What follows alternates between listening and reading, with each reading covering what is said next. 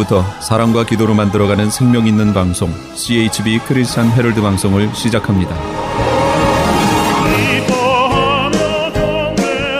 매일 새벽 4시, 매일 밤 11시 하루의 시작과 마무리를 함께하는 CHB 크리스찬 헤럴드 방송은 크리스찬 헤럴드 신문과 가장 인기 있는 기독교 정보를 담고 있는 www.christianherald.com과 함께 오늘도 성실하게 여러분 곁에 함께할 것입니다.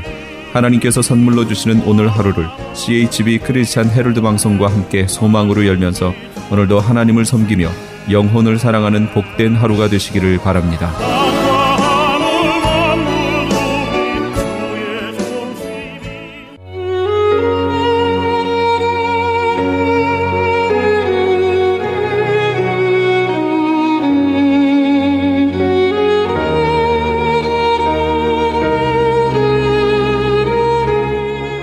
영혼의 쉼터.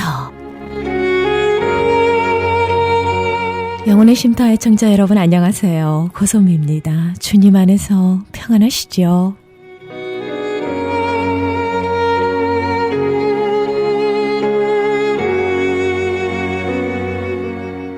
사람이 감당할 시험 밖에는 너희가 당한 것이 없나니 오직 하나님은 미쁘사 너희가 감당하지 못할 시험 당함을 허락하지 아니하시고 시험 당할 즈음에 또한 피할 길을 내사 너희로 능히 감당하게 하시느니라.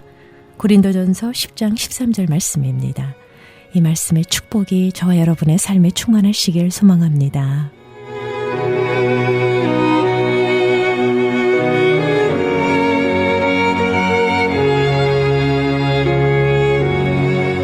주님 안에서 모든 범사가 형통하시길 바라면서요.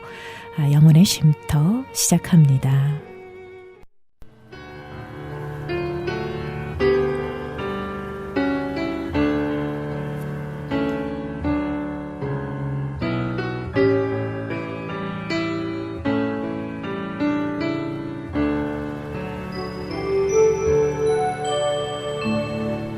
하나님께서 허락하신 생명의 말씀입니다. 오늘 이 시간은 가스웰 연합교회의 이희철 목사님께서 은혜 주십니다.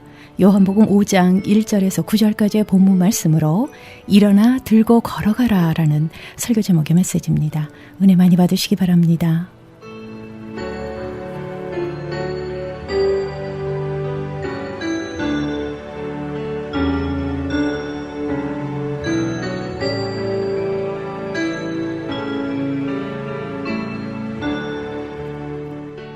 하늘의 복과 땅의 신령한 복이 기름진 복이 충만하시기를 바라겠습니다.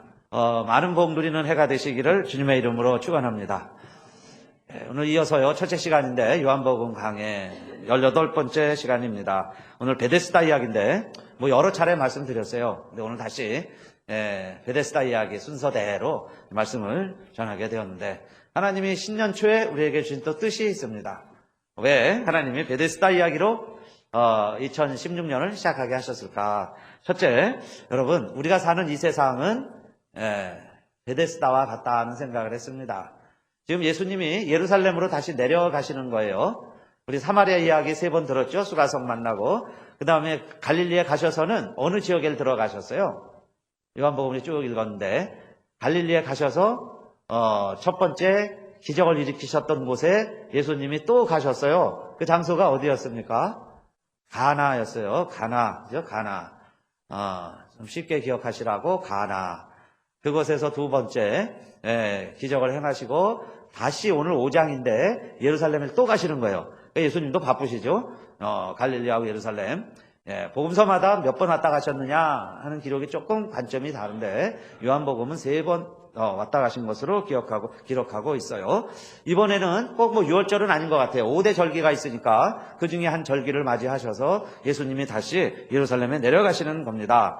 그런데 예루살렘에 어디를 가시느냐? 양문을 통해서 들어가시는데 그 근처에 연못이 하나 있어요. 그게 베데스다라는 연못입니다. 은혜의 집 그런 뜻이에요. 은혜의 집인 베데스다 곁을 지나서 예루살렘 성으로 들어가는 거예요. 여기 양문은 뜻이 뭐 같아요? 양문. 그랬는데 이 양은 sheep 있죠? sheep gate예요. 양들이 다니는 문이다 이겁니다. 어문 그러면 생선을 실어 나르는 곳이 어문이에요.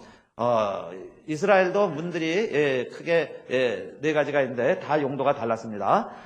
그 중에 우리나라도 4대문이 있죠. 4대문이 있어서 옛날에는 그 4대문의 안에 살아야 그래도 서울 사람이다. 큰 소리 쳤습니다. 그죠? 4대문 안에 살아야. 변방에 산 사람들은 그냥 서울 근교에서 살았는데 요즘은 경기도 일대가 다 수도권이 됐어요. 서울에서부터 하여튼 경기도권이 다 시로 돼 있습니다. 그러나 그전 우리 예수님 때만 해도 예루살렘 작은 성일 때죠. 그래서 돌아다니는 문이 있어요. 시고문이라고 또 시신이 다니는 문이 따로 있었습니다. 성벽에 이렇게 둘러싸여 있으니까 그걸 확 막으면 오고 가지도 못하게 했고 안식일 날은 아예 문을 닫았죠. 오고 가지도 못하게 하고 그랬습니다. 그런데 예수님이 명절을 당해서 그 서울에 예루살렘을 가셨는데 어디를 먼저 들리셨느냐? 베데스다를 들려주셨다. 그 이야기는 여러분 베데스다는 왜 유명해졌냐면 거기 환자들이 많은 곳이에요. 아픈 사람들이 많이 모여 있습니다. 왜 모여 있느냐? 물이 움직일 때 빨리 들어가면 제일 먼저 들어가면 낫는다는 이야기가 있어요. 그러니까 아픈 사람들은 다 모여 있는 거죠. 막 자리 다툼이 일어났을 거예요. 앞자리 차지하려고 막 싸우고 다투고 그랬을 겁니다. 그런데 아픈 사람은 힘들어서 못 가죠. 아파서 여기 와 있는데 물이 움직일 것 같아도 가려면 다른 사람이 먼저 가기 때문에 들어갈 수가 없었어요. 근데 거기에 38년 된 제일 오래된 환자 한 사람이 있었는데 이 예수님이 베데스다에 오셔서 그 다음에 그 중에서도 또 아직 건강한 사람, 쓸모 있는 사람을 만나신 게 아니고 완전히 포기해 있는 그런 38년 된 환자를 만나 주시더라 그 이야기입니다. 그래서 새해의 첫 주에 우리 주님이 이 세상에 그죠? 만나러 오셨는데 우리 말씀으로 요한복음을 통해서 제일 먼저 만나 주신 분이 38년 된 환자이니까 제일 처음 찾아주신 것이 베데스다니까 오늘 저와 여러분에게 새해 우리 주님이 만나러 오셨는데 저를 못 만나실 이유가 없고 우리 교회에 못 오실 이유가 없고 정말 잘난 것도 없고 자랑할 것도 없고 내세울 것도 없고 2015년 한 해는 보냈는데 뚜렷한 열매도 없고 세월은 흐르고 몸은 점점 약해지고요. 그래도 주님이 2016년에는 나를 만나러 오시는 줄로 믿습니다. 그게 오늘 메시지였어요. 왜 예수님이 새해 첫 주에 베데스다에 오셨을까? 그것도 가장 약한 38년 된 환자를 만나 주셨을까? 그것은 올해 우리 주님의 소원과 목적이 나를 만나러 오시는구나. 나 같은 죄인, 나같이 못난 사람, 우리들 죄송해요 우리라고 그래갖고 저를 기준으로 우리같이 못나도 계약해요. 못나도 주님은 그런 사람을 만나러 오시는구나. 그걸 우리 새해에 주셨어요. 그래서 여러분 정말 새해에는 오늘 제목이 이겁니다. 일어나 들고 걸으라 그랬어요. 정말 일어나는 해가 되시기를 바라겠습니다. 특히 여러분 새해에는 다 건강하시기를 주님의 이름으로 축원합니다. 많이 아파요. 자꾸 아프고 병도 들고 그래요. 요즘은 암은 그냥 옛날 우리 감기처럼 흔한 병이 됐습니다. 그래서요 암이라고 그래도 걱정하지 마세요. 옛날에 그냥 암이다 이렇게 생각하시고 좀 힘들고 어려운 진단이 내려져도 걱정하지 마세요. 올해 우리 2016년에는 하나님께서 특별히 베데스다에 제일 처음으로 찾아오신 것처럼 신유의 역사가 일어나는 해가 될 줄로 믿습니다. 하나님이 고쳐주실 거예요. 고쳐주시라고 믿습니다. 우리 성도님 중에 누가 제일 힘들었을까? 작년 한 해에. 그러니까 올해 그분을 주님이 찾아서 그게 베데스다입니다. 그 중에 38년 된 그 사람이 누군가 주님이 찾아오시죠. 저와 여러분이 그 주인공이 되시기를 바라겠습니다. 베데스다는 특별히 오늘 성경에도 보니까요 각종 병자 그랬습니다. 많은 병자 거기에 소경, 절뚝발이, 열기 마른 자 이런 사람들이 다 누워 있는 거예요. 낫기를 바라는 겁니다. 그런데 성경에 보면 병의 원인들이 많이 있어요. 그러니까 주님을 만나면 다 해결이 되지만 우리가 원인을 알아야죠. 그렇게 해서 적절한 사실 치료와 진단이 따라야 합니다. 성경에 보면은 병의 종류가 많아요. 근데 첫째는 본인의 과실로 오는 병들이 많이 있습니다. 우리도 그렇죠. 너무 과로하시고 너무 힘들고 내 몸도요 내가 혹사시키면 몸은 쉬어야 돼요. 그게 몸살이 나는 거죠. 병균이 많이 들어와요. 내가 많이 노출되어 있습니다. 병에. 바이러스에 노출되어 있으면 내 안에서 그걸 이겨내려고 갈등을 일으키는 거예요. 좋은 거하고 나쁜 게 싸우는 겁니다. 그래서 이기도록 해야 되니까 우리가 쉬기도 하고 좋은 양분도 취하고 운동도 하시고 건강관리도 하시고 그런 게 필요해요.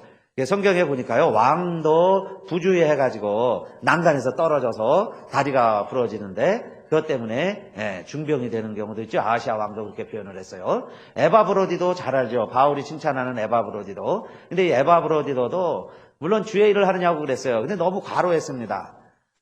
죽을 병에 걸렸는데도 조금도 위축되지 아니하고 더 열심히 막 섬기는 거예요. 그래서 이런 우리 섬기는 일에 부족함을 채우려고 내가 열심히 내는 것을 내가 아노라. 그러면서 바울이 이야기하는 것 보면 바로 하는 거예요. 너무 열심히 하는 건 좋은데 몸이 축나도록 하니까 바울도 걱정이 돼서 오히려 좀 천천히 해라. 좀 몸 관리 좀 해라. 그럴 정도로 본인이 일하면서 몸이 약해질 수도 있는 거예요. 한국에서는 우리 남자들이요 열심히 일합니다. 죽을 똥 살 똥 일하잖아요. 그러니까 진짜 40대 사망률 세계 1위예요. 금메달입니다. 40대의 사망률 남자들. 왜냐? 막 정신없이 일을 하니까. 그런데 하나님은 우리에게 사이클 리듬이라는 게 있어요. 쉴 때는 좀 쉬어야 되고 예배도 드려야 되고 그럽니다. 찬양도 하셔야 되고 그렇게 살도록 하나님 만들어 주셨는데 일만 해보세요. 그러면 무언가에 문제가 생기게 되겠죠. 그래서 하나님의 법대로 하나님의 질서대로 살아가라 하는 것이 베데스다 같은 세상에서 그나마 건강을 지킬 수 있는 첫 번째 방법입니다. 내가 본인 문제예요. 그 다음에 두 번째 성경에 보니까 부모로 인연해서 부모 때문에 자식들이 질병을 앓고 고생을 하는 경우들도 왕왕 기록을 하고 있습니다. 부모의 탓으로. 그래서 그럴 경우에는 우리가 잘 이해가 안 되죠. 왜 부모가 죄를 짓고 부모가 잘못했는데 자녀에게 그 대가가 임하고 그 자식들은 또 무슨 죄가 있어요? 나는 아무 잘못이 없는데 단순히 부모의 죄 때문에 자식이 앓고 병들고 끙끙대는 경우들이 있습니다. 그 대표적인 게 다윗이 밧세바하고 간통을 하고 아기를 갖게 됐어요. 그런데 그 아이가 태어나자마자 자꾸 시름시름 앓습니다. 그럼 이 아이 고쳐보려고 왕궁에서 얼마나 노력을 하겠어요? 뭐 약이 부족하겠습니까? 의원이 없었겠어요? 그런데 아무리 노력을 해도 이 아이를 살려내지를 못했습니다. 그러니까 그런 병도 있는 거죠. 시름시름 앓아요. 결국 7일 만에 죽습니다. 그러니까 이런 병도 우리가 원인을 부모들이까지 우리가 알 수 없는 경우도 많이 있는 거예요. 그러니까 이상하죠. 미스테리. 다 알 수 없는 질병의 이유들도 있다는 겁니다. 그리고 세 번째는 또 이런 질병도 있어요. 특별히 나는 믿음 생활 잘 하는데 또 의인이라고 의롭게 살고 있는데 심지어는 우리 자식들을 위해서까지 내 자녀들이 잘못한 것 있으면 하나님 용서해 주세요. 그러면서 자식들 이름을 불러가며 하루에 한 명씩 일주일에 아들 7명 딸 3 더불어서 그렇게 늘 기도하면서 지냈는데도 내 몸에 이상하게 피부병이 도는 겁니다. 막 가려워 죽겠어요. 힘들어요. 온몸이 막 썩어 들어갑니다. 그거는 내가 욥이요 아무리 하나님께 고쳐달라 그러고 뭐 다시 철야 기도를 하고 금식 기도를 하고 아무리 죄를 뒤집어 쓰고 다시 기도를 해도 가렵기만 한 거예요. 기와장을 갖다 가지고 각각 긁고 왜 이러냐 이 말이에요. 나는 분명히 바르게 생활하는 것 같은데 우리가 육체의 문제는 이렇게 아플 수도 있다는 거예요. 그럼 이런 질병은 이런 아픔은 사단이 시험하는 거예요. 이 시험은 테스트입니다. 그러니까 테스트는 거기서 내가 이기면 되죠. 그러니까 하나님은 천사들에게 그렇게 얘기를 했어요. 욥의 믿음은 정말 그가 하나님 잘 믿고 따르는 것이다. 사탄은 아니에요. 아니다. 저 욥도 자기가 건강하고 그죠? 몸이 건강하니까 하나님 잘 믿지. 또 자식이 잘 되니까 10명이 다 잘 되니 뭐 근심 걱정 없으니까 하나님 믿는 것이지. 저가 동방에 저렇게 돈이 많은 부자니까 하나님 믿는 것이지. 그런 거 하나 좀 건드려 봐라. 그것 때문에 하나님 믿는 거니까 그런 거 없어지면 욥도 다른 사람처럼 하나님 뭐 어디 있느냐? 하나님 믿을 필요 없다. 욥도 그럴 것입니다. 이런 생각은 사탄의 이야기죠. 사단이 그렇게 이야기를 하고 욥은 아니다. 하나님은 아니다. 욥은 정말 순수한 믿음으로 하나님을 믿는 것이다. 그럴 때 그걸 테스트하는 그 수단이 질병이었습니다. 아픔, 병이라는 거예요. 병. 그럼 여러분 오늘 우리들도 때로는 이런 병일 수도 있죠. 우리가 잘못해서 죄악으로 병이 오는 게 아니고 이 사단이 우리를 시험하려고, 저 세상이 우리를 시험하려고. 병이 오면 어떻게 되는가? 야, 병 오면 하나님이고 뭐 주일이고 막 단에 핑계치고 들러산으로 그냥 살아보려고 난리를 치는 분도 있어요. 저 그렇게 될까 봐. 우리도 그런가 아닌가? 그러면 아파봐야죠.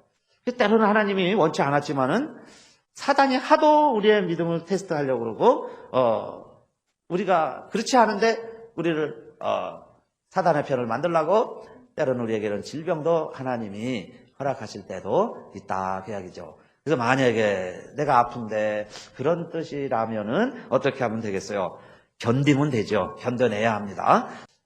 세 번째, 어떤 이유가 됐던 우리가 하나님과의 관계, 믿음을 잘 지켜내시고, 그 다음에 네 번째, 이런 병도 있죠.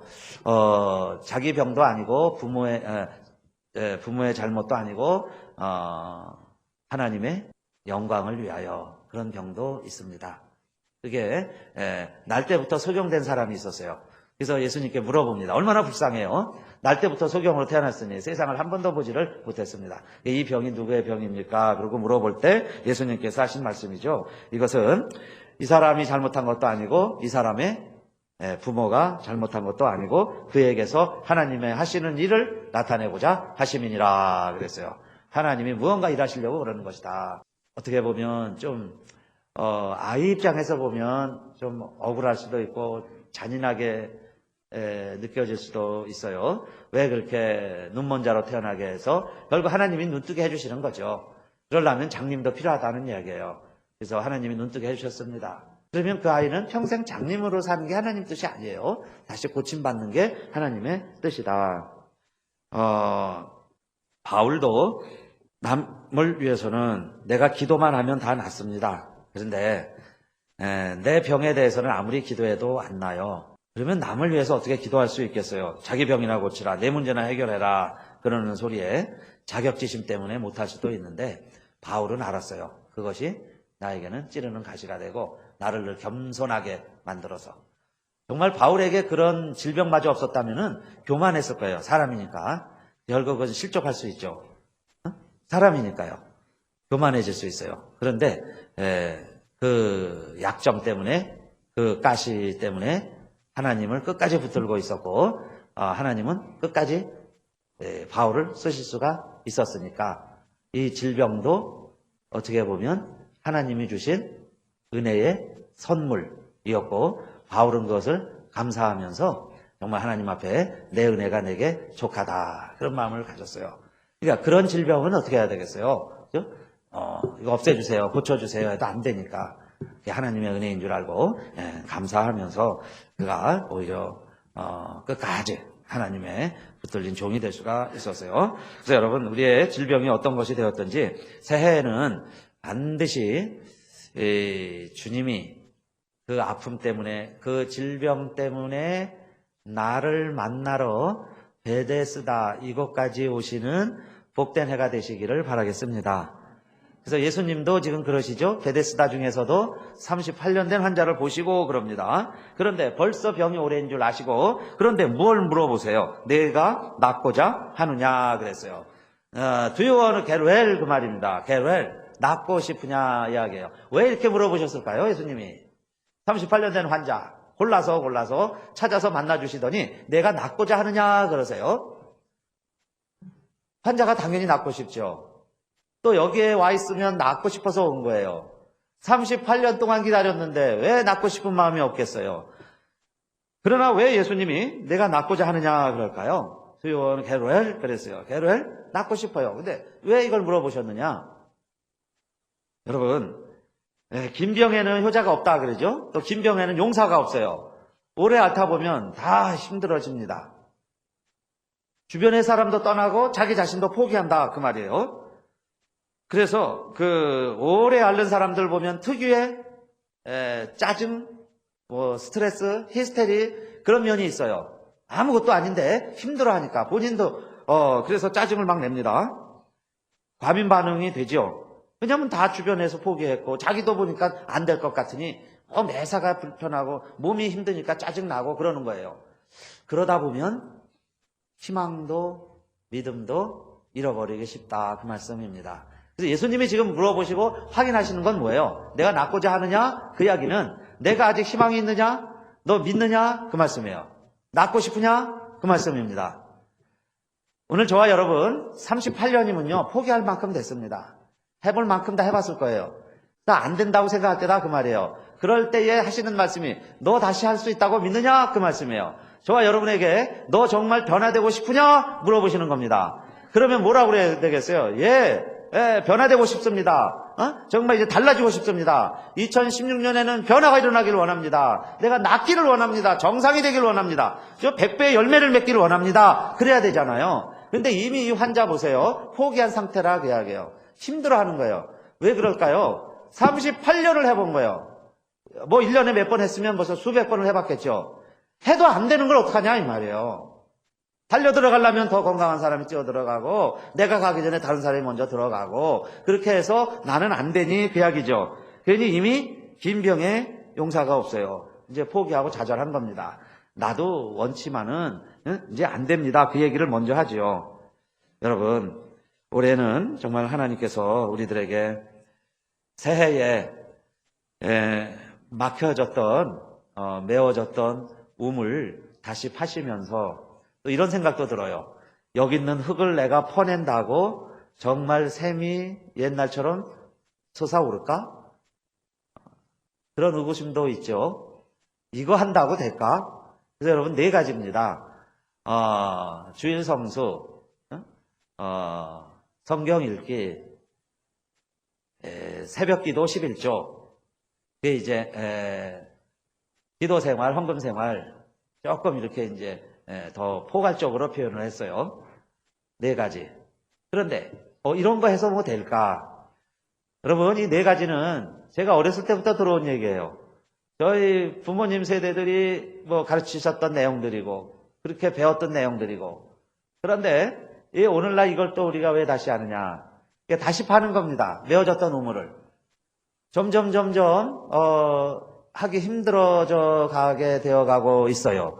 그래서 이런 것을 다시 해보라는 거예요. 우리가 해보자는 겁니다. 다시 해보려고 그래요. 52주 오늘 참석하신 분들은 가능하면 한 주도 빠지지 마세요. 아프지 말고 다치지도 마시고 입원하지도 마시고 돌아가시지도 마시고 그래야 52주 개근하시죠. 그렇게 되시기를 바라겠습니다. 그러면 내가 건강해서 뭐 하자는 거예요? 주일 지키려고, 그죠? 주일 성수하려고, 예배 드리려고, 이 땅에 세워진 하나님의 나라 교회를 통해서 이루어 보려고 우리가 주일 교회 오는 거예요. 그죠? 왜 또 성경을 읽어요? 성경을 읽어야 하나님의 뜻을 알 수 있으니까. 내 생각대로 살았는데 하나님 말씀은 어떻게 기록되어 있을까? 씹어봐야 고기 맛을 알죠. 성경도요. 여러분 설교도 듣지만 내가 읽으셔야 돼요. 그래서 읽어보자는 거예요. 그런데 성경을 읽는다고 주일에 우리가 좀 개근해 본다고 뭐가 변화가 일어날까? 그 이야기예요. 주님 말씀이. 그러면 내가 낫고자 하느냐? 그 이야기는 뭐예요? 이런 걸 통해서 이런 변화와 역사가 일어날 것을 내가 믿느냐? 그 말씀입니다. 그러면 하겠습니다 이래야죠. 근데 뭐라 그래요? 다른 사람이 먼저 가고요. 누가 하고 요즘에 어떻게 주일 성수하고요. 성경 어떻게 읽어요? 휴가도 되게 어렵고요. 안 돼요. 이런다 이 말이에요. 그런데 주님은 2016년 첫째 주일에 그런 생각을 하고 있는 저와 여러분 만나기 위해서 오신 줄로 믿습니다. 그게 첫째 주일 말씀이에요. 안 된다고 생각하고 포기했던 38년 된 환자에게 찾아오셨으니까 저와 여러분에게 자 주님은 찾아오셔서 그 다음에 세 번째 뭐라고 이야기하시느냐? 예수께서 가라사대 일어나 내 자리를 들고 걸어가라 하시니 그랬죠? Get up, pick up your mat and work예요. Get up, pick up, 그렇죠? work. 좀 쉽죠? Get up, 일어나는 거, 일어날 수 있어요. 일어나라, get up, pick up. 그거 깔고 앉아서 뭉개둔 거예요. 내 기반이라고 생각했어요. 그런데 그게 환자에게 필요한 거예요. 안 되는 사람에게 필요한 거예요. 그러나 걷는 사람에겐 필요 없어요. 그게 뭐냐 이 말이에요. 내가 믿음으로 살 때는 필요 없어요. 그런데 그게 세상적으로 살 때 필요한 것들, 내가 너무 의지하고 있는 게 뭔가, 때로는 그것에 의지하지 말고 그걸 내가 픽업 들으라는 거죠. 그리고 일어나 보라는 거예요. 걸어라. 그런데 이 환자가 일어나서 자 걸어서 집으로 갔다 계약입니다. 오늘도 여러분 주님은 나를 만나서 일으켜주시고 세워주시고 걸으라고 하시니까 우리 걸어서 집에 가시기를 바라겠습니다. 무슨 일이든 안 된다는 생각에서 자유하시기를 주님의 이름으로 축원합니다. 그게 주님이 우리에게 찾아오신 목적이세요. 그런데 이 사람이 자 온전하게 됐을 때 어디 갔을 것 같아요? 베데스다 연못에서 일어나서 걸어갑니다. 어디로 갔을 것 같아요? 좀 궁금하지 않아요? 막 살아서 이제 걸어갔습니다. 들고 막 가는 거예요. 어디로 갔을 것 같아요? 첫째는 집에 갔다가, 그 다음에는 요한복음 5장 14절 보니까 성전에서 있어요. 그 성전에 예수님이 들어가셨다가 그 성전에서 만납니다.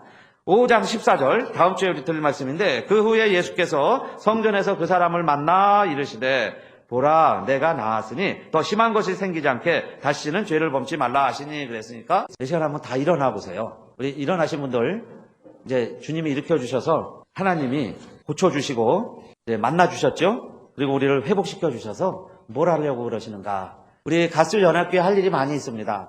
우리 주님의 목적과 소원이요, 뭐 그룹이 됐던 위원회가 됐던 어느 부서가 됐던 어느 단체가 됐던 그 부서에 들어가서 이제 우리 건강해졌으니까, 하나님이 생명을 주셨으니까 이제 올 한 해는 정말 하나님 말씀대로 순종하면서 실천하면서 주의 일 하면서 살아가시기를 바라겠습니다. 그런데 나는 힘이 없어요. 부족해도 하나님 힘 주신다는 거예요. 내게 능력 주시는 자 안에서 내가 모든 걸 할 수 있어요. 아프면 고쳐주실 거예요. 돈이 없으면 돈도 주실 거예요. 물질도 주실 겁니다. 사람이 없으면요, 하나님이 사람도 붙여주시라고 믿습니다. 그러니까 희망을 가지고 정말 내가 낫고자 하느냐 이 말이에요. 내가 내 마음의 부흥을 원하느냐. 그래서 여러분 내 심령에서부터 부흥을 바라시고, 하나님 정말 우리 도와주세요. 그런 마음으로 올해 첫날은 그래서 그런 희망을 가지고 시작을 했으면 좋겠습니다.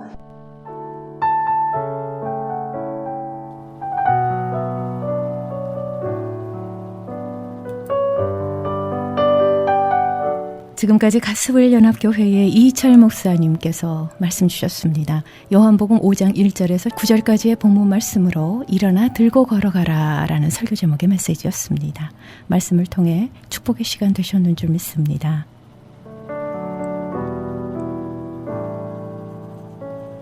가스웰 연합교회의 위치는 904 이스트 드라이브 스트리트 몬타리오에 자리하고 있습니다.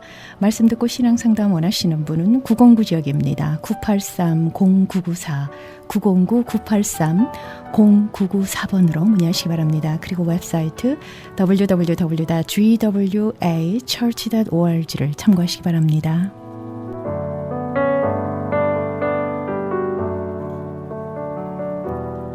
저희 크리스천 헤럴드는 신문과 라디오, 인터넷, 그리고 CHTV 18.88을 통해 예수 그리스도의 복음을 전하고 있습니다. 39년 전통의 크리스천 헤럴드 웹사이트 CHTV 1888.org로 들어오셔서 예수 그리스도의 복음의 말씀과 함께 생활정보 그리고 건강정보 함께 나눠주시면 고맙겠습니다.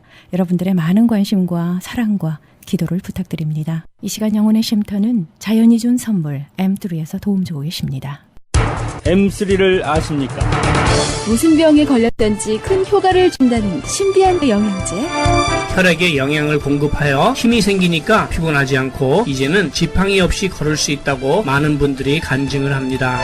혈액 해독, 기력 회복, 뼈 골수 영양 공급, 심장, 뇌, 혈전 용해. 유태인 회사가 제조한 특수 영양제. M3, 혈액순환을 잘 되게 하는 최고급 영양제. M3, 크던 작던 아픈 곳이 있다면 M3. 213-435-9600, 213-435-9600번입니다. 정직한 마음으로 권해드립니다.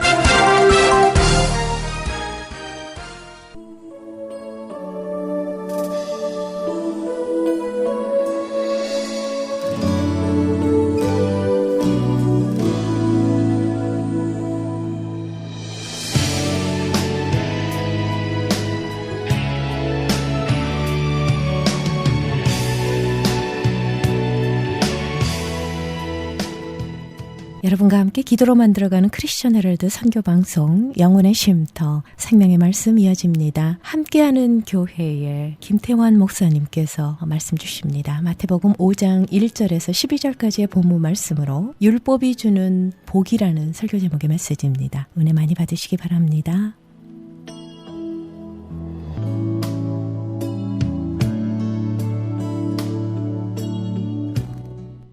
오늘 말씀은 너무나 유명한 말씀이죠. 예수님의 산상수훈, 그 산상수훈의 맨 앞부분 우리가 흔히 팔복이라고 부르는 대목이에요. 팔복이라고들 다들 알고 있는데 사실 세어보시면 9개입니다. 8개가 아니에요. 근데 보통 그 9번째 이야기를 8번째 복과 같은 것으로, 같은 내용을 한 번 더 설명하는 것으로 보아서 팔복 이렇게 부르는 대목이죠. 이런 거 생각해 보세요. 지금까지 살아오시면서 가장 대답하기 힘든 질문이 어떤 질문이셨어요? 저는 어릴 때 받았던 질문 아시죠? 누구나 다 한 번씩 거치는 질문 아세요? 엄마가 좋아? 아빠가 좋아? 그 질문 사실 참 굉장히 잔인한 질문이죠. 그렇죠? 이 부모가 없이는 못 살아가는 어린애 아이한테 엄마와 아빠를 선택하라고 하는 굉장히 잔인한 질문인데, 근데 돌이켜 생각해 보면 저도 저희 아이들한테 그런 질문을 했던 것 같아요. 아니, 한 정도가 아니라 많이 했던 것 같아요.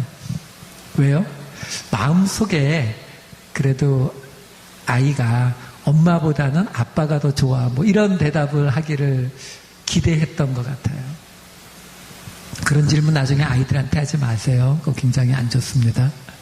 그런데 그 질문의 답이 뭐죠? 엄마가 좋아, 아빠가 좋아의 답이 뭐예요? 정답이? 둘 다 좋아? 이렇게 대답하는 건가요? 그렇겠죠?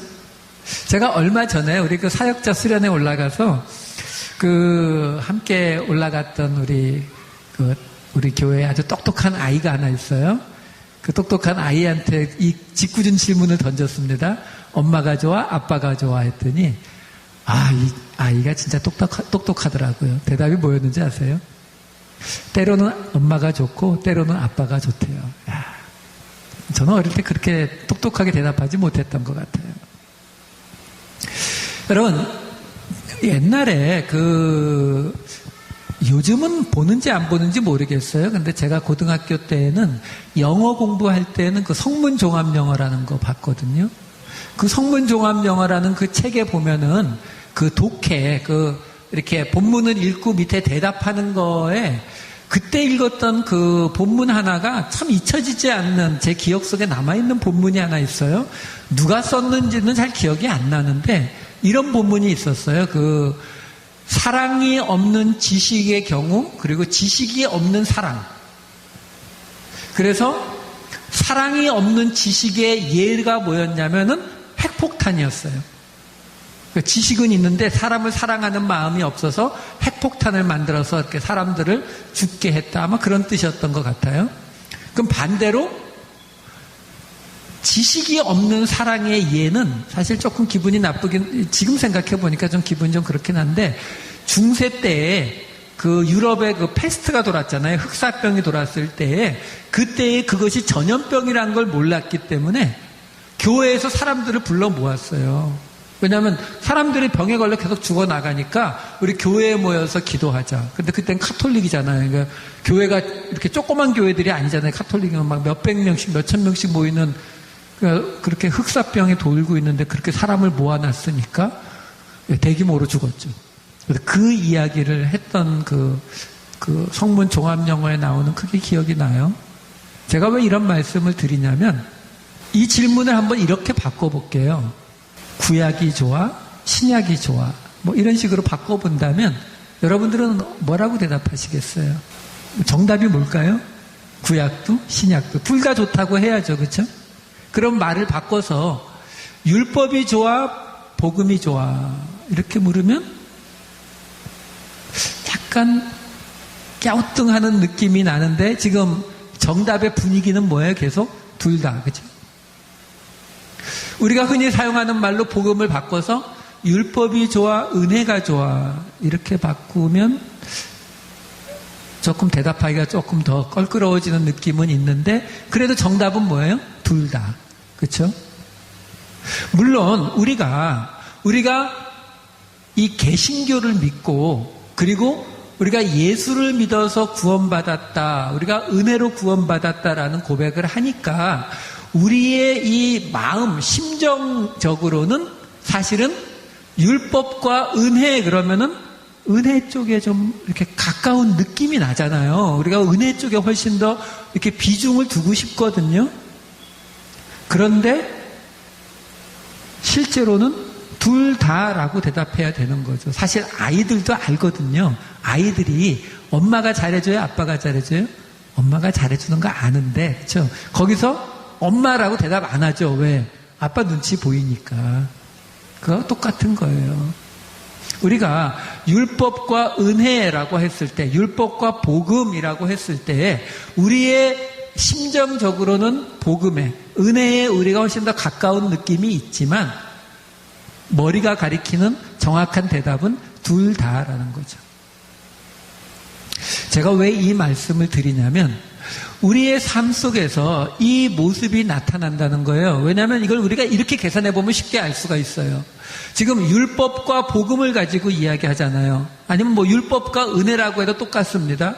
아니면 뭐 구약과 신약이라고 해도 좋고 하나님과 예수님이라고 해도 좋아요. 좌우지간 율법과 은혜라고 이야기할 때에 아까 제가 사랑이 없는 지식이 없는 사랑을 말씀드렸던 것처럼 율법이 없는 은혜, 그 다음에 반대로 은혜가 없는 율법, 이 두 가지 경우를 생각해 보면 우리가 이것이 실제로 정답이 우리 머릿속에서 말하는 것처럼 율법과 은혜 둘 다가 정답이 맞는 건지를 우리가 확실하게 알 수 있다라는 거죠. 그러면 은혜가 없는 율법, 다시 말해서 복음이 없는 율법은 우리가 복음서에서 수도 없이 보죠. 바리새인들의 모습이 바로 그거잖아요. 복음이 없는 율법의 모습. 그래서 무언가를 비본질적인 것들을 지키겠다고 맨날 하는, 그래서 예수님이 38년 된 병자를 고쳤는데도 그 병자가 나은 것보다는 왜 안식일에 그런 일을 하느냐.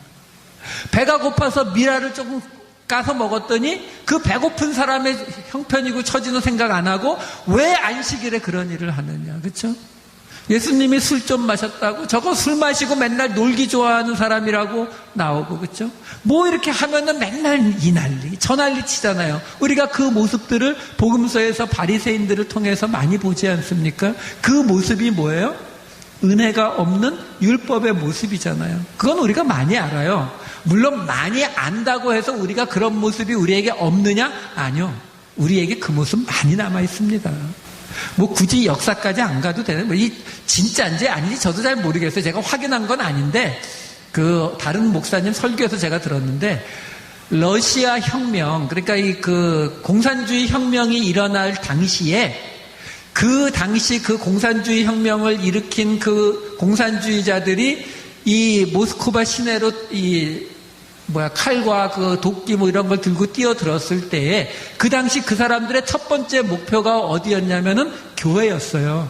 그리고 두 번째 목표가 그 당시 왕궁, 짜르가 있었던 왕궁이었고, 왜냐하면 그런 그 민중 봉기가 일어나게 되면은 제일 먼저 타겟되는 곳 중에 하나가 타락한 성직자들이에요. 이렇게 하면 안 되죠. 저는 아니에요. 네, 근데 어쨌든 근데 그 목사님 설교에서 제가 들은 게 뭐냐면, 그 농민들이 칼과 창을 가지고 그 교회로 뛰어드는 그 순간에 그 러시아 정교회에서 그 당시 하고 있었던 것이 뭐냐면, 교회 바닥에 카펫 색깔로 노란색이 맞는지 안 맞는지를 토론하고 있었다 그래요. 뭐 제가 확인한 게 아니라서 진짜인지 아닌지는 모르겠는데, 그게 우리의 그 복음이 없는 율법의 모습이에요. 제가 한 2년 전쯤에 그 기도하러 기도원회로 올라갔었는데, 기도원에 올라가 있는데 그 어떤 그 한국 남자분을 만났어요. 목사님이라고 하시더라고요. 근데 이분이 뭐라고 하시냐면, 자기는 지금 40일 금식 기도하러 오셨대요. 그래서 그 금식 기도가 자기가 지금 6번째 40일 금식 기도 하시는 거래요. 그러면서 그 증거 자료라고 이렇게 그 명함을 꺼내서 주시는데, 명함에 그거 써놓으셨더라고요. 40일 금식 기도 5회 이렇게 써 있더라고요. 그러면서 이분이 뭐라고 하시냐면, 목사가 40일 금식 기도 한 번 안 한 목사는 목사도 아니라고. 저기 목사란 말 안 하고 그냥 내내 그분 피해 다니면서 기도원에 있었어요.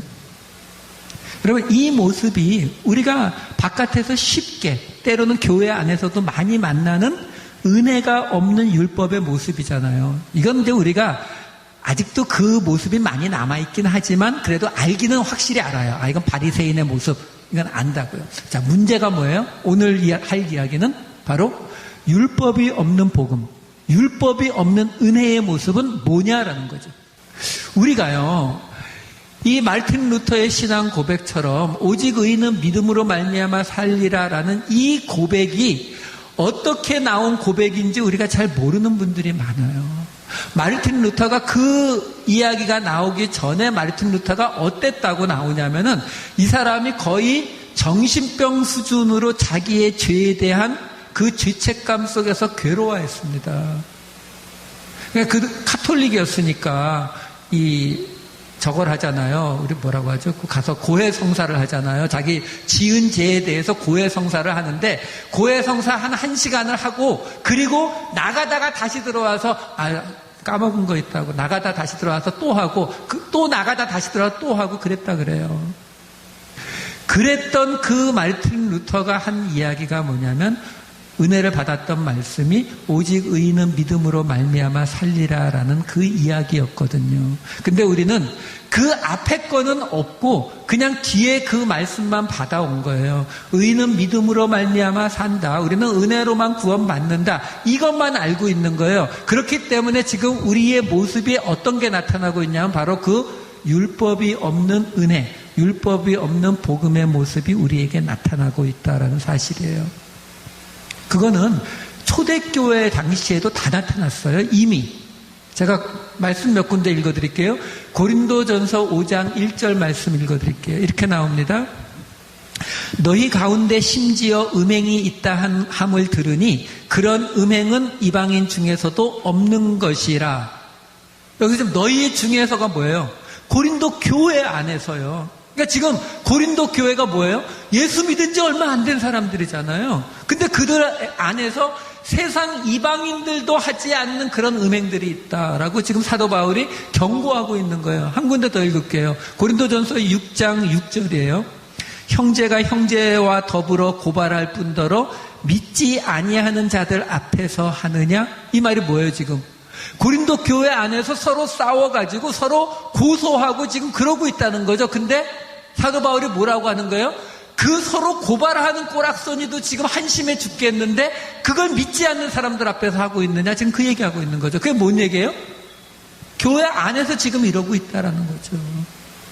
그래서 사도 바울이 디모데에게 이렇게 이야기합니다. 디모데후서 3장에 보시면은 디모데후서 3장 2절, 3절, 4절 말씀에 우리가 빠지는 그러한 잘못된 일들을 쫙 이야기하고 있어요. 제가 2절하고 4절만 읽어드릴게요. 2절에 이렇게 나옵니다. 사람들이 자기를 사랑하며 돈을 사랑하며 자랑하며 교만하며 비방하며 부모를 거역하며 감사하지 아니하며 거룩하지 아니하며, 지금 다 나쁜 일들 하고 있는 거라고요. 근데 이게 누가 하고 있는 거라고요? 교회 안에서 지금 예수 믿은 지 얼마 안 되는 사람들이 하고 있는 거거든요. 그래서 3절에도 내내 이 이야기를 해주고 4절에 가서 이렇게 이야기합니다. 4절에 배신하며 조급하며 자만하며 쾌락을 사랑하기를 하나님 사랑하는 것보다 더하며, 이 사람들이 하나님을 사랑하고 있는 사람들이라는 거죠. 하나님을 믿고 있는 사람들이 지금 이런 일들을 하고 있으니까 사도 바울이 한심하다라고 얘기하고 있는 거예요. 그러면서 5절에 뭐라고 이어져요? 경건의 모양은 있으나 경건의 능력은 부인하니 이 같은 자들에게서 내가 돌아서라. 지금 사도 바울이 하는 이야기가 뭐예요? 경건의 모양은 있다는 거죠. 예수 믿고 복음 들었고 은혜 아는데, 근데 그들에게 그 경건의 능력이 없어서 그들의 삶이 전혀 변하지 않고 그들의 삶의 거룩함도 경건함도 하나도 나오지 않고 있다라는 거죠. 41장 17절 말씀이에요. 가련하고 가난한 자가 물을 구하되 물이 없어서 갈증으로 그들의 혀가 마를 때에, 이렇게 나오잖아요. 여기서 지금 보시면 가련하고 가난하다 이렇게 나오잖아요. 근데 여기서 가난하다의 뜻으로 사용된 히브리어가 뭐냐면 에브연이라는 단어예요. 근데 그 앞에 지금 가련하다의 뜻으로 사용된 게 뭐냐면 이게 아까 이사야서 61장 1절에 나왔던 아나브란 단어라고요. 그러니까 지금 이 아나브라고 하는 이 이사야서 61장 1절에 한글 성경은 가난한 자에게 아름다운 소식을 전하게 하려 하시고 이렇게 나오지만 이것의 정확한 뜻은 그것보다는 겸손한 자, 아니면 억눌린 자, 아니면 온유한 자에게 아름다운 소식을 전하게 하는 것이다. 이거를 지금 헬라어로 오늘 본문에서는 프토코스라고 번역을 해놓은 거예요. 자, 그 다음에요. 어렵지만 계속 좀 따라와 주세요. 그 다음에 이것을 확실하게 우리가 알 수 있는 이유가 또 하나 뭐가 있냐면, 아까 나온 그 이사야서 61장 1절을 다시 보면은요, 그 이사야서 61장 1절에 가난한 자에게 아름다운 소식을 전하게 하시고, 그리고 그 다음에 뭐가 나와요? 마음이 상한 자를 고치며, 이렇게 나오잖아요. 자, 여기서 마음이 상한 자를 고친다. 여기서 이 마음이 상했다라고 하는, 자, 근데요, 이게 히브리어 단어가 있는데, 이 예수님 당시에는 구약 성경이 어떤 게 주로 사용됐냐면, 그 구약 성경을 히브리어에서 헬라어로 번역해 놓은 70인역 성경이 주로 사용됐어요. 그 70인역에 보면 이 이사야서의 61장 1절에 저기 바로 그 마음이 상한 자를 고친다, 상한 자를 고친다, 요 단어가 뭐냐면은, 그 단어가 상한 자는 펜툰타스, 그리고 고치다는 파라칼레사이라는 단어거든요. 이 헬라어예요. 그렇게 번역을 해놨다는 거예요. 그 70인역 번역에. 근데 이 펜툰타스, 파라칼레사이라고 하는 요 두 단어가 지금 그대로 어떻게 사용되고 있냐면, 오늘 본문에서 애통하는, 위로를 받다, 이렇게 사용되고 있다는 거예요. 그러니까 우리 번역에서는 지금 이사야서 61장 1절에서는 마음이 상한 자가 고침을 받는다라고 되어 있는데, 그걸 70인역에서 번역한 것과 똑같이 헬라어 성경에 지금 나와 있는데, 그거를 우리 한글 성경에서 애통하면 위로를 받는다라고 번역을 해놓은 거지, 실제로는 같은 말을, 같은 문장, 같은 단어를 쓰고 있는 부분이다라는 거예요. 그러니까 제가 지금 이 원어를 사용해 가면서까지 여러분들에게 계속 말씀드리는 이유가 있어요. 하나만 더 설명드리고 다음으로 넘어갈게요. 그 다음에 오늘 본문에 보면 그 다음에는 무슨 이야기가 나와요? 온유한 자는 복이 있나니 그들이 땅을 기업으로 받을 것이며, 이렇게 나오잖아요. 여기서 온유하다라고 하는 이 단어는 헬라어 프라우스라고 하는 단어거든요. 이 헬라어 프라우스라고 하는 단어로 이 온유하다를 번역을 했는데, 지금 이 온유한 자는 복이 있나니 그들이 땅을 기업으로 받을 것이다라는 이 전체 문장은 이것도 인용이에요. 어디서 인용했느냐? 시편 37편 11절에서 인용했어요. 시편 37편 11절을 보면은요. 그러나 온유한 자들은 땅을 차지하며 풍성한 화평으로 즐거워하리로다. 이렇게 나와요. 여기서 그대로 인용한 거예요. 제가 끝까지 다 못할 것 같아서 미리 말씀드리는데, 지금 여기 그 팔복에 나오는 이 모든 케이스가 다 구약에서 인용해 온 거예요. 근데 그 구약을 어떤 구약에서 인용했다고요? 70인역 헬라어 성경에서 인용해 온 거라고요. 다 그렇게 확인이 되는 거거든요. 자, 여기서 지금 시편 37편에 온유한 자들은 땅을 차지하며 하고 나오는데, 여기에서 온유한이라고 사용된 단어가 뭘 것 같아요? 히브리어? 아나부. 지금 계속 같은 단어인 거예요, 지금. 그러니까 지금 제가 말씀드리는 게 뭐냐면은, 지금 우리 이 마태복음에서는 심령이 가난한 자, 애통하는 자, 온유한 자 이렇게 나오잖아요. 근데 이 세 가지가 결국은 구별이 없이 사용된다는 거예요. 왜? 지금 저 시편 37편 1편에 온유한 자들은 이렇게 되잖아요. 이 온유한 자들은 이렇게 되면은 저 단어가 어떤 뜻으로 사용된다는 거예요? 프라우스로 사용돼야 되거든요. 프라우스로 번역이 돼야 되는 거예요. 지금 오늘 여기 본문에 5절에 나오는 온유한 자는 복이 있나니 할 때 이게 프라우스니까, 그러니까 이 시편의 37편의 말씀을 그대로 인용해 온 거니까 그 시편 37편에 있는 온유한 자를 여기다가 집어넣으려면 똑같이 프라우스라고 하는 헬라어로 들어가야 되는 거거든요. 그런데 저 시편 37편을 번역한 이 70인역에선 저걸 뭘로 번역하고 있냐면은 아까 맨 처음에 나왔던 프토코스, 심령이 가난한 자라고 할 때 그 가난한으로 오늘 본문에 나온 그 헬라어를 사용하고 있다는 거예요. 무슨 얘기예요? 같은 얘기예요. 지금 이 모든 것들이 전혀 구별 없이 믹스가 돼서 사용되어지고 있다라는 것을 우리가 알 수 있는 거예요. 또 하나 덧붙이면은 온유한 자는 땅을 유업으로 갖는다 그랬죠. 근데 온유한 사람의 예를 한번 찾아보세요. 성경에 나오는 온유한 사람이 누가 있어요? 민수기 12장 읽어드릴게요. 민수기 12장 3절. 이 사람 모세는 온유함이 지면의 모든 사람보다 더하더라. 이 사람 모세는 온유함이, 이게 민수기잖아요. 구약. 히브리어 단어가 뭘 것 같아요? 아나부. 그거 70인역으로 번역한 거는요, 여기서는 또 프토코스가 아니라 프라우스. 왔다 갔다 한다니까요. 프라우스와 프토코스 왔다 갔다 그냥 섞어 쓰고 있고, 아나부를 가지고 그 모든, 지금 우리는 다 다르게 번역하고 있지만 아나부를 가지고 다 똑같은 자리에 사용하고 있다고요. 자, 모세가 땅을 가졌어요? 땅을 기업으로 받았습니까? 광야를 돌아다녔을 뿐이죠. 그러니까 모세가 그 준비 다 하고 나서 땅은 누가 받아요? 여호수아가. 여호수아 누구예요? 예수. 그렇잖아요. 무슨 얘기하고 있는 거예요? 모세가 그 온유한 사람인데, 그 온유한 사람이 땅을 받는데 그 실제 땅은 누가 받아요? 예수가. 그래서 마태복음 11장에 보면 어떤 대목이 나와요? 마태복음 11장 29절 읽어드릴게요. 마태복음 11장 29절. 나는 마음이 온유하고 겸손하니 나의 멍에를 메고 내게 배우라.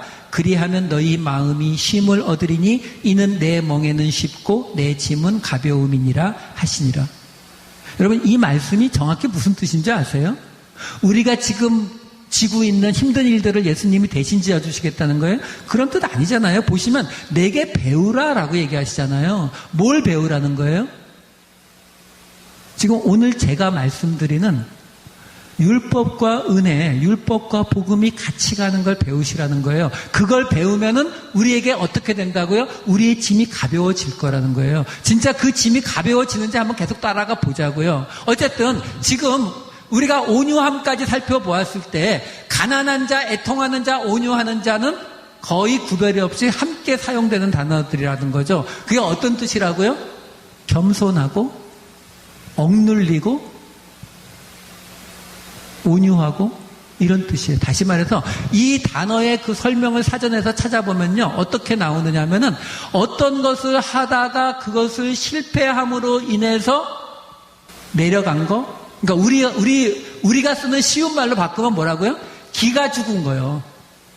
내가 어떤 걸 하려고 했는데 그게 잘 안 되는 거예요. 안 되고 실패해가지고 내가 그것 때문에 할 수 없이 겸손해지는 거, 할 수 없이 온유해지는 거, 할 수 없이 그 억눌린 상태로 있는 거, 그거를 지금 히브리어에서 아나브라고 하는 단어를 가지고 지금 다 얘기하고 있고, 그거를 헬라어로 프라우스나 푸토코스를 가지고 계속 같은 이야기를 우리에게 해주고 있다라는 거죠.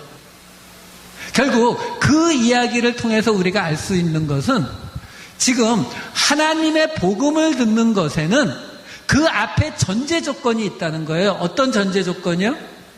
뭔가를 했는데, 뭔가를 해보려고 했는데 안 되더라, 실패했다, 넘어졌다, 좌절했다, 이게 있다는 거예요. 그게 없이는 하나님이 주시는 그 복의 자리에 못 간다라는 거예요. 그게 없이 복의 자리에 간다는 게 뭐라고요? 율법이 없이 은혜에 가겠다는 말하고 똑같다는 거예요.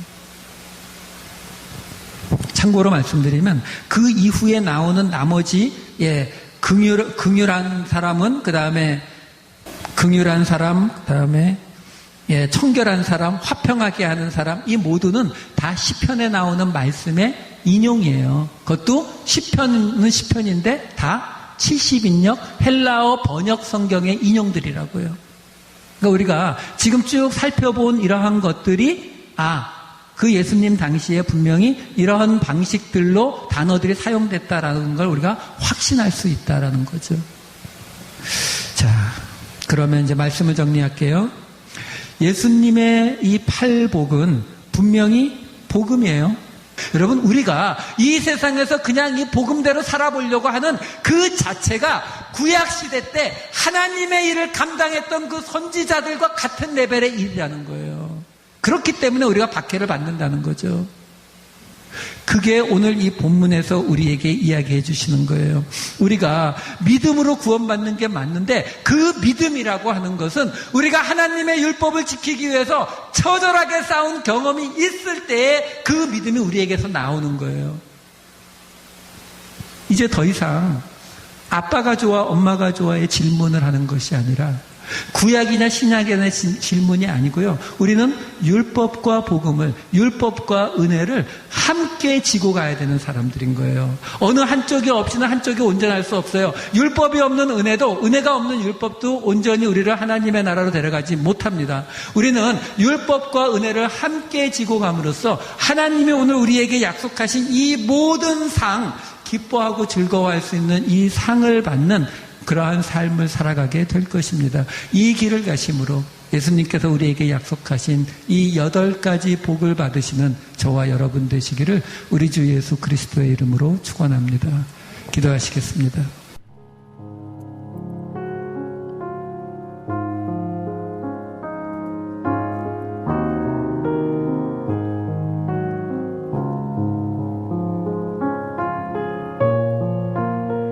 지금까지 함께하는 교회의 김태환 목사님께서 말씀 주셨습니다. 마태복음 5장 1절에서 12절까지의 본문 말씀으로 율법이 주는 복이라는 설교 제목의 메시지였습니다. 말씀을 통해 은혜 많이 받으셨는 줄 믿습니다. 함께하는 교회 위치는 3300 웨스트 아담스 블루버드 LA에 자리하고 있습니다. 말씀 듣고 신앙 상담 원하시는 분은 323지역입니다. 766-0321 323-766-0321번으로 문의하시기 바랍니다. 그리고 웹사이트 www.tpc.org를 참고하시기 바랍니다.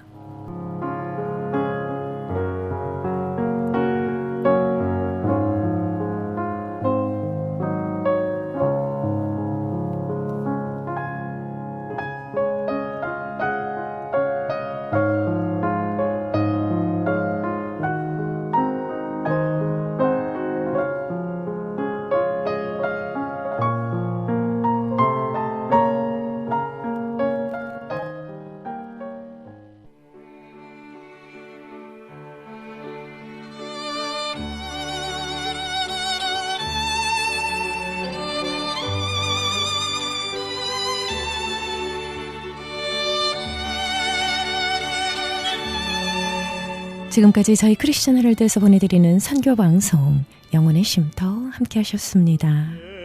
예수보다도 귀한 것은 없네. 이 세상 보기와 바꿀 수. 하나님께서 이 밤도 생명의 말씀 주셨습니다. 이 복된 말씀 안에서 평안한 밤 되십시오. 함께 해주셔서 감사드립니다. 고맙습니다. 사랑합니다. 놀라운 사랑 잊지 못해. 세상 즐거움 다 버리고 세상 자랑 다 버렸네. 주 예수보다도 귀한 것은 없네. 예수밖에는 없네. 주 예수보다도 귀한 것은 없네. 이 세상 명예와 바꿀 수 없네. 이전에 즐기던 세상 일도 그 사랑하는 마음 뺏지 못해. 세상 즐거움 다 버리고 세상 자랑 다 버렸네.